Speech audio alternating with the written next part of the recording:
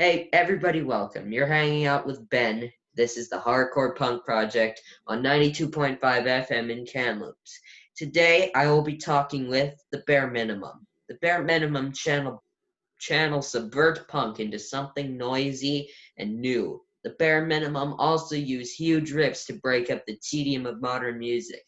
With 2 LPs and 3 EPs, The Bare Minimum has shared the stage with Meatwave, No Fun at All, and Adrenalize. Showcased by Moberg, NXNE, CMW, and Pooza, we have Tam Gray with us today. He does the vocals and he's also the guitarist. Hi. So, thanks for joining me here on the X. How are you doing today? I'm doing all right. Thanks for having me. No problem. So, first off, you okay with the teen interviewing you? Of course. Yep. And the other band members are Donnie Hopper on bass, Mick Hutchinson on lead guitar, and Chris Nokolaitis on drums. So we'll talk about your newly released single, Scars and Stripes. It says, Scars and Stripes. The song is more of a hold on, does that say mediate? That says meditation. Meditation on cultural narcissism inspired by the books of Christopher Lash. Do you get a lot of inspiration from books? Yeah. I love reading. I think a lot of our songs kind of come from just reading. All right. Who has influenced you the most? And it cannot be your mom. Oh, that's a tough one. Can it be my dad? I'm just kidding. Okay. No, I don't know. Musically, I usually say Chris Hanna from Propagandy. They're my favorite band, and they were my favorite band when I started playing guitar as well. So I'll just go with that. I think I played Propagandy once on my show a long time ago. They were pretty good. Oh, thanks. Yeah, I like them. I quote, at first glance, presenting itself as a pop song, Scars and Stripes sketches a picture of cultural narcissism for the trenches of modern life. Mixing memorable hooks with an uneasy feeling of dread, Scars and Stripes is a bitter yet satisfying pill to swallow. In the video, it's I want to say psychedelic, but I can't. Because it's not much of an acid trip as some other bands that I've seen videos of. Right. Yeah, I know what you mean. Yeah. All the smoke coming out of your mask. Why? We just thought it looked cool. So that's Donnie. He plays bass. He vapes a lot, and we were just hanging out by the dumpsters, and he had his mask on. We were socially distancing, and so he just blew his vape fumes through the mask, and it kind of looked cool. No reason. All right. I thought maybe too many people tried blowing smoke up your butt. Oh, jeez. Finally. Don't want to swear on my show. It's family friendly. Okay, I won't. Same video, the bubble gun at the end. Mm-hmm. That was also cute. Just what's his name? Chris. He's just with the bubbles. He's just like, yeah. So I just on my iPhone recorded him playing through the song a few times, and we had a bunch of lights in the room, and I had a bubble gun from the dollar store, so I just shot it at him because it was fun. Also meaningless. Also, why did you Photoshop your mouth on a woman? Yeah, I don't know. I don't even think I'm qualified to answer that. That's a tough one. All right. Again, another quote. We didn't want to spoon feed a thesis to the listener. We'd prefer they come up with their own. We don't want to be another boring punk band screaming cliches. Will you continue to do this when writing your other songs? Yeah, and I think we have. Like when when I first got into punk, um, the internet wasn't as ubiquitous as it is now. It wasn't as common. It wasn't everywhere. And so you'd have to buy the CDs physically, and you'd be reading the lyrics, and they'd often contain like references to books, or you try to like really try to absorb the meaning of the lyrics. And I think in 2020, that kind of thing is a bit outdated. We don't really want to tell people what to think. It's more important to us to kind of like raise issues and discussions. All right.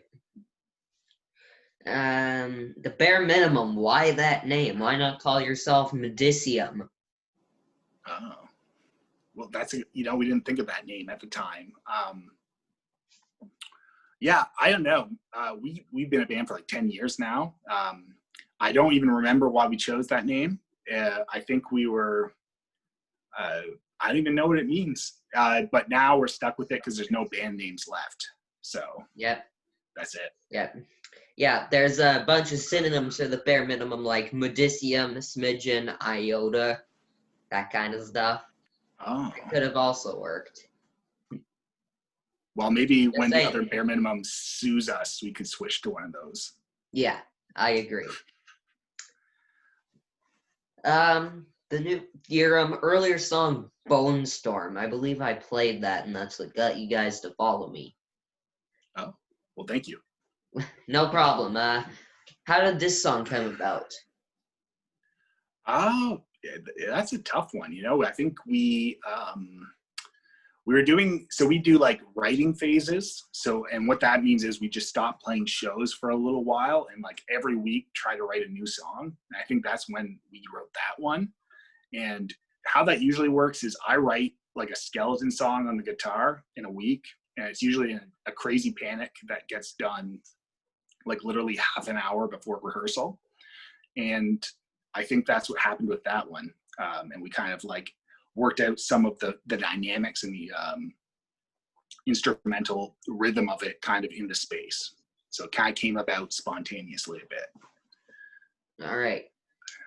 All right, time for some comparison questions. These ones will get tough to answer, but do your best. Okay. Pizza and beer, salad and water. So what should I say? Like, what's the answer? It's your choice. Pizza and beer or salad and water. Oh, so I don't drink alcohol anymore. So salad and water? Salad just makes you crave other food, and it's just, ooh. Yeah, I don't really eat salad either. You're right. Yeah. Just water, I guess, is my answer. All right, that works. Water slides or roller coasters. Both very different rides, but of equal speed. I think I just like roller coasters more, but I don't know why.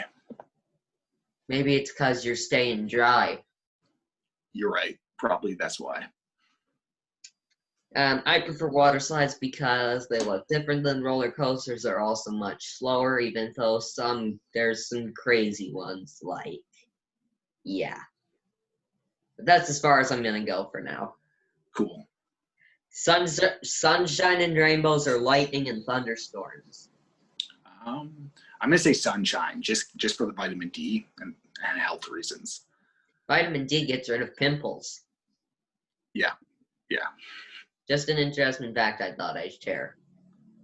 I will use that information. All right. Do you support any charities? Personally, yeah. One of the Action Against Hunger is one of my favorite ones, and that's just about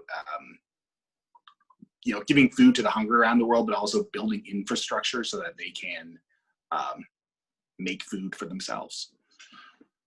All right. That's I haven't supported any charities yet, but I plan to because I think it's a good choice. Mm. It's now this is a bit of a rant for me. It's tough being a teen and wanting to go to concerts and shows in Canada. There's not enough all ages shows. I think bands should be able to start playing at schools / community centers or small arenas. Back in the day, 70s and 90s, people get to enjoy local bands. What do you think? Yeah, I mean, I think I think you're exactly right. We always try to play all ages shows, but it's increasingly unavailable and just not an option in the venue landscape in Toronto. Sometimes we book the venue ourselves, and so what that means is we have to pay for the bar or whatever, and then we get to choose if it's all ages or not. And if we do make it all ages, we have to pay more money. And that's why you see so few all ages shows. Like, people who come into the bar, the way that the bar makes most of its money is through alcohol sales. And so that kind of excludes the kids. But it's so important to have young people consuming the music because they care about it the most and they're the most excited to be there. And so I think, to be honest, like city council or some sort of government body should probably take action to kind of make space for the kids. Right. I'm working on a documentary about it. It's a documentary about a lot of things, but it includes kind of the venue landscape and the disappearing scene. Yep. I think everywhere should be like the Gilman Street Project. Just fast, aggressive punk bands, no alcohol, no racists, no homophobes, and all ages. I want that to be everywhere, because bands like Green Day, they used to come here and play in Kamloops with bands like the Smalls back at the roller rink, because that was the place to be, I guess. I wasn't alive back then. Yeah, I'm with you. Best part is that was actually close to my house. This is a question I ask everybody. Which female artist would you like to collaborate with? Oh, I would say Kim from the Muffs. She's dead though, so am I allowed to choose people who've passed? Yeah, it's okay. Anybody. Kim from the Muffs. She sings a song. She sings vocals on a NoFX song called Lori Myers. I'm not sure if you're familiar with it. I've heard of NoFX, but I haven't heard of that song. All right. Well, NoFX is a band, right, with a punk band with a male vocalist, and that's a specific song. Yeah, that's right. That brings in a female vocalist to sing with him, and it sounded really good. So it was Kim from the Muffs, so that's who I choose. I'll check that out after I'm done. Cool. Last year, he released a Spice Girls cover, and I liked it a lot. Oh, really? Why? Yeah, that's a tough question, too. So let's see. In 2017, we put an album out, and then in 2018, we put an EP out. We had like a member change, and we were just exhausted as a band. I was so tired, and it was just such a crazy year. And so we thought, okay, well, like, what's an obtainable goal for 2019? We'll just do a cover and release it. And so we demoed a bunch of like 80s metal songs, like 70s like classic rock songs, some punk songs, but they all ended up sounding basically the same as the original, just like a little bit faster. And that was the one song that was so different because the original doesn't have guitars. It just uses completely different instruments. So we really had to transform it. And I think that's why we chose it. All right. That works. Thanks. Okay, so you've used your bubble gun already in a music video. So now another question that I ask all the bands I've interviewed. Will you accept a challenge from me? Depends on the challenge. Okay. My challenge is to Nerf guns. Full-on battle between you and your bandmate. And ow, that actually kind of hurt. Are you okay? Yeah, I'm good. All right. Also, in the background, I want Hoyt Axton, Bony Fingers, punk style. Sorry, what's that in the background? Hoyt Axton, Bony Fingers, punk style. I don't think I know what that is. Hoyt Wayne Axton was an American folk singer, songwriter, guitarist, and a film and television actor. He became prominent in the early 1960s. So, do you accept my challenge? Yeah, it might take me like up to a year, but I will put Nerf guns and that other thing you want in the music video. All right, I got a huge collection of Nerf guns. You can borrow a couple of mine if you want. Okay, maybe. We'll see. All right. Can we look forward to another new release soon? Yeah. We're right now we're just kind of doing singles, and so there should be another song. It's already done, so it should be out maybe in 2 months. All right. Are you or any of your bandmates hardcore gamers? So I don't play video games anymore, but I think some of the people in my band do. Yep. That's nice, because I'm one of those hardcore gamers, and it's always nice for me to be able to connect with other people because of that. Right. Mm-hmm. That makes sense. I see an SG behind you. It looks very worn out, like there's paint missing on the... Yeah, nice guitar. And okay, thank you.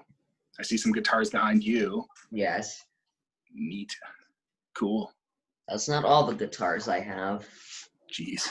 There's a couple more over here. This is just my bass and collection and stuff. Oh, that's pretty cool. And then the Warlock over there, my favorite. And the acoustic right here. Nice.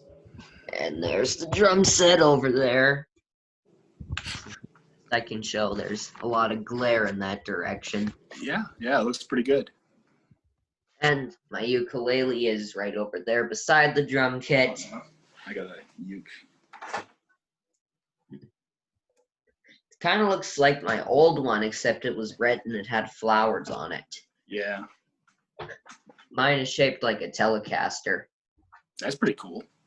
Well, actually, it's Fender brand, so that's why it's shaped like a Telecaster. Hold on, here it is. Nice. What do you play standard tuning for a uke? Yeah. Nice. What do you play? I think I usually do standard for the ukulele. On our guitar stuff, usually we play standard. All right. Yeah. Have you experimented with other tunings? Yeah.